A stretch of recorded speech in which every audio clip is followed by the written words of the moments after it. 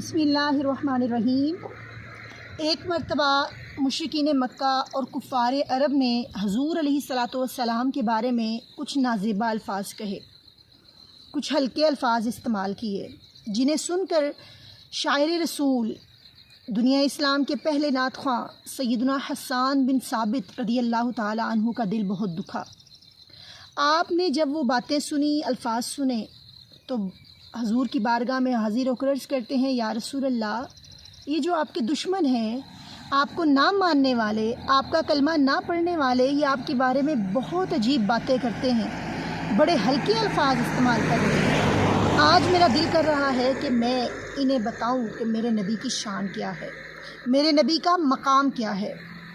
حدیث مبارکہ کے الفاظ اور اس کا مفہوم کچھ یوں بیان کرتا ہے کہ حضور علیہ الصلاۃ والسلام نے جب یہ بات سنی تو آپ کے صحابہ کو جمع کیا گیا، آپ کے ممبر رسول کو منگوایا گیا، پھر آپ نے اپنی کملی دے کر یہ بھی ارشاد فرمایا کہ اس کملی کو اس ممبر پر بچھاؤ۔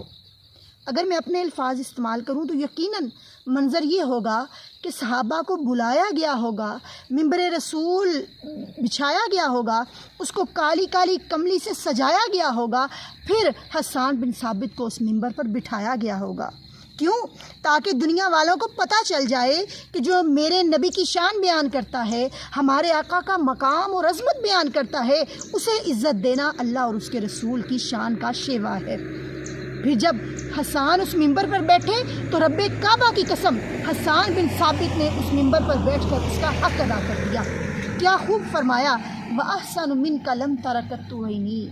یا رسول اللہ، کوئی آپ کو مجنون کہتا ہے، کوئی دیوانہ کہتا ہے، کوئی ساحر کہتا ہے، کوئی جادوگر کہتا ہے، کوئی کچھ کہتا ہے، آج میں انہیں بتاؤں تو حقیقت یہ ہے کہ آپ جیسا خوبصورت، آپ جیسا حسین، آپ جیسا جمیل، آپ جیسا باکمال، آپ جیسا باجمال میری آنکھ نے پوری دنیا میں دیکھا ہی نہیں۔ کوئی کہہ سکتا تھا، حسان تو نے کون سا پوری دنیا دیکھی ہے، تو نے کون سا پوری دنیا پھری ہے، تجھے کیا پتا حسن کسے کہتے ہیں، جمال کیا ہے، کمال کیا ہے، اپنی طرف سے کہہ رہا ہے۔ حسان نے جب اگلی بات کہی تو انہوں نے اپنی پہلی بات کی حد بیان کر دی، فرمانے لگے، وَأَحْسَنُ مِنْكَ لَمْ تَرَ قَطُّ عَيْنِي۔ یا رسول اللہ، آپ جیسا حسین میری آنکھ نے دیکھا نہیں۔ کیوں؟ اس لیے کہ آپ جیسا حسین کسی ماں نے جنا ہی نہیں، غصہ حسین آنکھ نے دیکھا نہیں کوئی، کیا شان لطافت ہے کہ سایہ نہیں کوئی۔ پھر کہنے لگے، خلقتا مبرأ من کل عیب۔ آقا، آپ کو تمام عیبوں سے پاک پیدا کیا گیا، ہر کمی، ہر کجی، ہر نقص سے پاک پیدا کیا گیا۔ آقا، اگر حق کہوں، سچ کہوں، خدا لگتی کہوں، مجھے تو لگتا ہے کأنک قد خلقت کما تشاء، آپ کو آپ کی مرضی سے پیدا کیا گیا۔ یعنی یا اللہ، یا رسول اللہ، اللہ نے پوری دنیا میں جو انسان بنائے اپنی مرضی سے بنائے۔ آدم کو پیدا کیا تو اپنی مرضی سے، شیش کو بنایا تو اپنی مرضی سے، یوسف کے حسن کے جلوے بکھیرے تو اپنی مرضی سے، موسیٰ کو بنایا تو اپنی مرضی سے، عیسیٰ کو بنایا تو اپنی مرضی سے، ابراہیم کو بنایا تو اپنی مرضی سے، اسماعیل کو بنایا تو اپنی مرضی سے، اسحاق کو بنایا تو اپنی مرضی سے، یعقوب کو بنایا تو اپنی مرضی سے، مجھے بنایا تو اپنی مرضی سے، آپ سب سننے والوں کو بنایا تو اپنی مرضی سے۔ پر یا رسول اللہ، دیکھیں تو صحیح، کسی کا قد لمبا کر دیا، کسی کا قد چھوٹا بنا دیا، کسی کی آنکھیں نیلی کر دی، کسی کی آنکھیں کالی بنا دی، کسی کو گورا کر دیا، کسی کو کالا کر دیا، لیکن جب آپ کو بنایا تو مجھے لگتا ہے آپ کی مرضی سے بنایا۔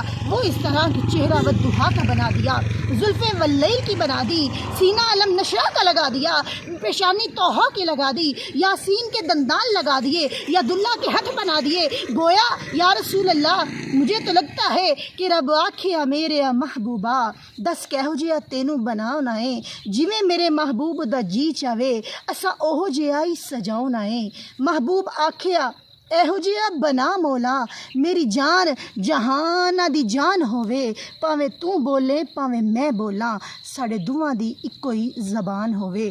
جب اللہ کی قدرت کے ان حسین نظاروں کو دیکھتے ہیں تو بے ساختہ ہر علم والے کے ذہن میں سوال آتا ہے کہ یہ اتنی خوبصورتی ہے تو وہ جو باکمال، باجمال، حسین و جمیل نبی ہوگا، اس کے حسن کا کیا عالم ہوگا۔ السلام علیکم۔